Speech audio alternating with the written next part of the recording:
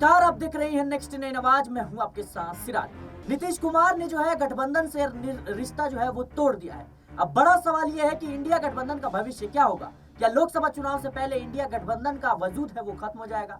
ये बड़ा सवाल जो है, इस सवाल के जवाब देने के लिए हमारे साथ अमन जी मौजूद है। किस तरीके से देख रहे हैं, एक तरफ जो है सर नीतीश का जो है इस्तीफा और दूसरी तरफ है इंडिया गठबंधन से रिश्ता तोड़ना और एनडीए में शामिल होना, कैसे देख रहे हैं आप? बिल्कुल, अपने आप में बहुत महत्वपूर्ण बात आपने कही है, क्योंकि नीतीश कुमार वो शख्स थे जिन्होंने लगभग इंडी गठबंधन की नींव रखी थी और ऐसा माना जा रहा था कि बीजेपी के सामने अगर इतने सारे दलों ने मिलकर हुंकार भरी है तो बहुत पॉजिटिव रिजल्ट जो इसका 2024 में देखने को मिलेगा। लेकिन हैरानी इस बात की होती है कि जिस शख्स ने नींव रखी वही सबसे पहले पल्ला झाड़ के जो है अलग हो गए। उन्होंने ही बीजेपी के साथ जाकर एक तरीके से उनके साथ हाथ मिला लिया है। तो अपने आप में समझा जा सकता है कि नीतीश कुमार ने अपनी जो इमेज थी उसको खराब करने का काम किया है। अपनी जो कह सकते हैं कि जो क्रेडिबिलिटी होती है उसको कहीं ना कहीं दांव पे लगा दिया है। उसका कोई कह सकते हैं तोड़ नहीं होता, क्योंकि देखिए आपकी विश्वसनीयता सबसे बेहतर होती है जो कह सकते हैं कि जनता को समझ में आती है। लेकिन जहाँ से आप इस तरह की चीज़ें करते हो तो जनता भी आपको नकार देती है। तो कुल मिलाकर जो नीतीश कुमार ने काम किया है, वाकई उन्होंने ऐसा काम किया है जो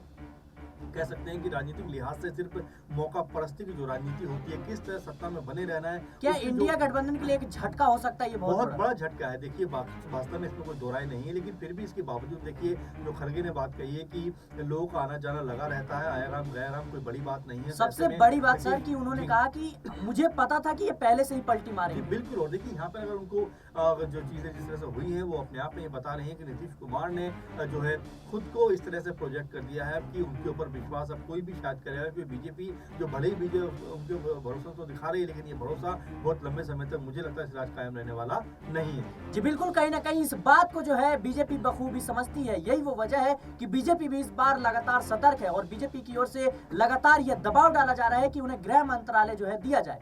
कहीं ना कहीं बड़ा सवाल है कि क्या बीजेपी जो है गृह मंत्रालय अपने अंतर्गत लेना चाहती है, जिससे जो है पुलिस जो है उनके हाथ में जाए? देखिए बिल्कुल, अभी बहुत सारे मंत्रालय बटेंगे और जाहिर बात है कि दो मुख्यमंत्री बीजेपी के हो ही गए हैं। मुख्यमंत्री नीतीश कुमार एक बार फिर स्वयं प्रकट हो गए हैं बनके। तो ऐसे में कहा जा सकता है कि जरूर अपने पास में जो मजबूत पद होंगे या मजबूत मंत्रालय होंगे वो बीजेपी रखना चाहेगी। अब उसमें क्या क्या मंत्रालय होंगे, गृह मंत्रालय, वित्त मंत्रालय और जो महत्वपूर्ण मंत्रालय होते हैं, किस तरह से इनका बंटवारा होगा, क्योंकि आज शाम को ही तकरीबन 6 जो मंत्री हैं वो शपथ लेने वाले हैं, 2 उप मुख्यमंत्री और 1 मुख्यमंत्री के तौर पर। यानी कि अभी तो शुरुआत है, आने वाले दिनों में इसके बारे में पता लगेगा बीजेपी के पास क्या महकमे है, वही नीतीश कुमार के पास क्या महकमे, क्योंकि इनका होना, बंटवारा होना बहुत जरूरी है। क्योंकि अगर ये बेहतर तालमेल नहीं हो पाया तो ये सरकार भी कोई लंबे समय तक टिक नहीं सकती। जी बिल्कुल, कहीं ना कहीं एक बड़ा सवाल है कि इंडिया गठबंधन जो है अब लगातार कहीं ना कहीं सीट शेयरिंग को लेकर जिस तरीके से विवाद चल रहा था, अखिलेश यादव की बात करें, ममता बनर्जी की बात करें, तो तमाम जो कांग्रेस के दल भी थे, टीएमसी या सपा की बात करें, इन